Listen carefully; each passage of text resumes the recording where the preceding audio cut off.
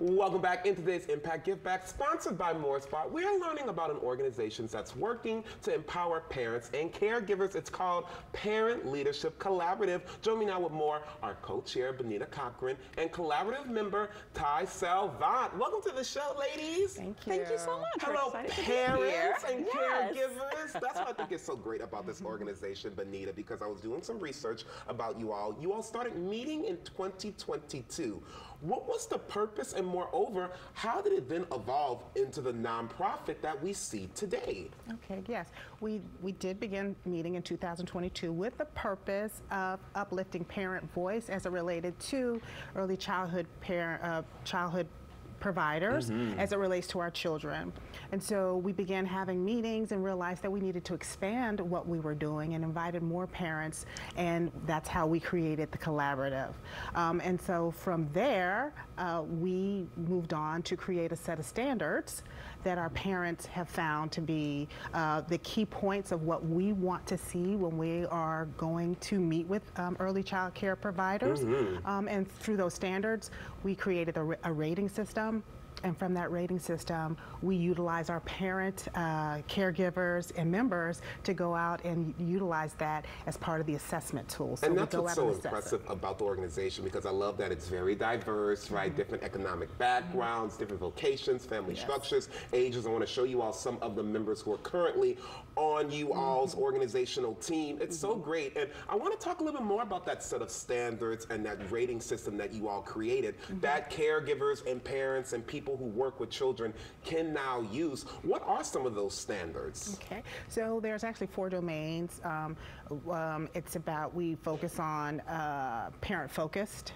We focus on the establishment itself. So what does it look like when we walk in as parents, how we're greeted, resources. And so we also look at how it's set up for our children. Because at the end of the day, we want to make sure that when parents and early child service providers are interacting, that it's a collaborative, and that our parents and children feel like, okay, we belong here and this is a place for us. It's so true, and what I love is that you all have so many different types of parents. Ty, when I first met you, we were talking about homeschooling, which is so fascinating. How did you get involved in this? And moreover, what has been your adage to everything going on with this awesome organization? So I got involved through Benita. She's a friend of mine, and once they were ready to include more parents, she asked if I would be interested. And what I really loved was, again, just the diversity of the parents and caregivers involved, so that everybody had a voice. And a couple of things that, you know, I ended up, I think, taking away from it is that when parents have a seat at the table, everybody wins. Yes. When we're seen as collaborators to whether it's a service provider or a librarian or the dentist, then we all feel empowered and create a better environment for our children. It's so true, and that's what I think is so interesting is that, yes, you want this to go to all the parents and the caregivers. You want them to use that rating system and that set of standards, but you also want people who work with children as a whole, whether they work at the museum, they work at the park, anybody who works with children, they can use this set of standards. And you all actually did a pilot study with 10 different organizations. I'm guessing the results were really good. After that finished, what did you all learn from that, and how are you all going to then use all of that information to continue to redevelop this set of standards? Okay, so yes, it went well. It went wonderful. All the 10 providers that were a part of the pilot program, they were amazed. They were like, we thought we had our things together as it related to engaging with parents, but through the assessment, we realized that we have other work to do. It's a blueprint, which I think is great. So they're utilizing that to do their improvement plans, and so the improvement plan will take place over a year to you know, like assist them with making the changes that they see that what they need to make.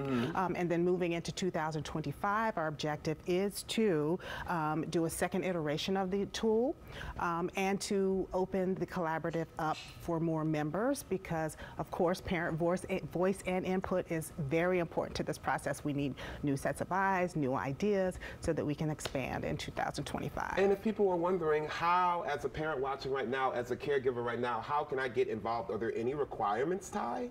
Well, what you do have to be a parent or caregiver right now, and so then you can go to our website, the parentleadershipcollaborative.org, and sign up. And you can sign up to, as a parent or caregiver, as a potential service provider who would like this assessment to say, hey, come in and show me how I can service my clients even better. If you are, you know, really supportive of the work that we are doing and you want to find out how to support us more, there's an avenue for that through the website.